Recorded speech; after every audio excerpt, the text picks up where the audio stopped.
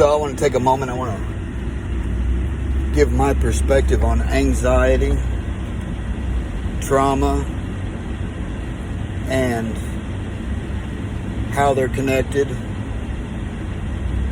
See, everybody's level of anxiety, it's different. And everybody has anxiety. Everybody has been through trauma. You know. And lay aside those people out there that, they're like, I'm a fucking badass. There ain't nothing fucking scares me. Everybody has their level.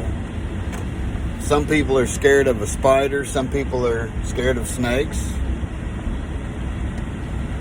Some things happen that, when you're younger in life and you hold on to these things, or the subconscious figures out ways of clinging to these things. It has to have something to hold on to. Something that it measures and it says, I need to remember this shit because that way when something comes up again, something arises the same way, we can we can react before it happens. And then sometimes we forget about these things, these traumas. So the reptile or the subconscious mind, it forgets nothing.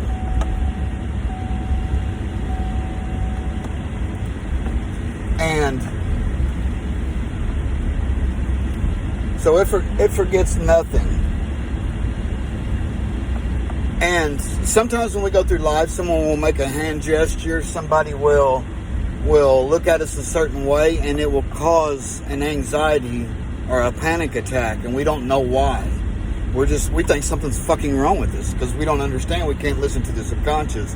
And there's a reason that I want to bring this up, because let me turn my camera around. Right there, if you can see this spot, and making this turn used to cause me anxiety. And for a while, you're just driving home subconsciously, and all of a sudden you start feeling fucking bad. You feel like shit for some reason. You're like, one day I was like, man, why do I feel bad every time I get to this fucking point? And something happened that my subconscious held. In psychology, they will have you talk about parts of your life, things that are going on in your life, and then they'll try to regress those back to when you was a child and where it all started. Well, that they're regressing you back to the first time that it causes trauma. And that curve right there that I showed you, the reason that I bring that up, and the reason that, I finally became aware that it was that curve right there. Well, once I realized that something had happened when I was in that curve, I don't know if somebody called me from work or something happened that caused me a shock there. Once I realized it fucking evaporated. The fear, the anxiety that I would get when I'd make that corner, it just went away. But we all have these. Sometimes it's when we get into crowds. Something happened when we was a child. Maybe our mom scolded us because we said something that, was out of place at the time while we was in a crowd. And when you get into crowds from then on, you'll have that anxious moment. I was married to a woman that her old man, I guess he, every time that she would go out in public and stuff, and she had her old man, he would be staring at women, and, he was fucking cheating all the time. So she would always get these anxieties whenever she would, she would be out in public with him. And she also had anxiety to where, like, if I got in the car with her, we was fixing to go somewhere, she would start having panic attacks. And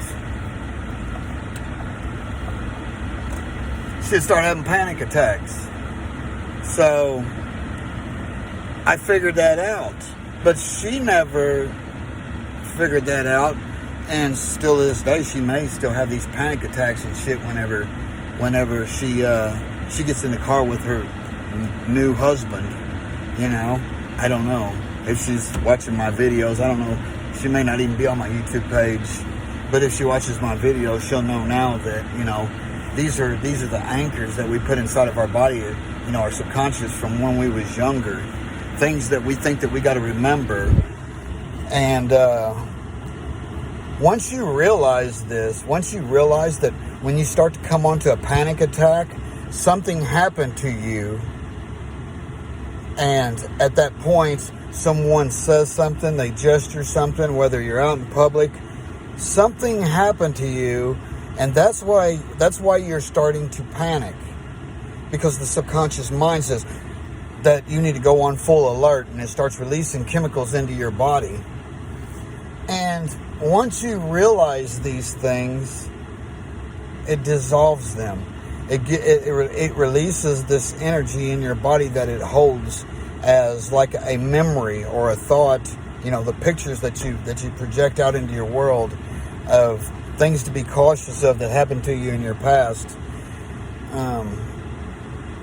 Maybe I'll get into more of this later on, but that all falls under neuro-linguistics programming and hermetics. Learning these things about yourself, though, can help you heal from past traumas, because we hold those past traumas inside of us. But once we understand that, we learn to let go of those past traumas.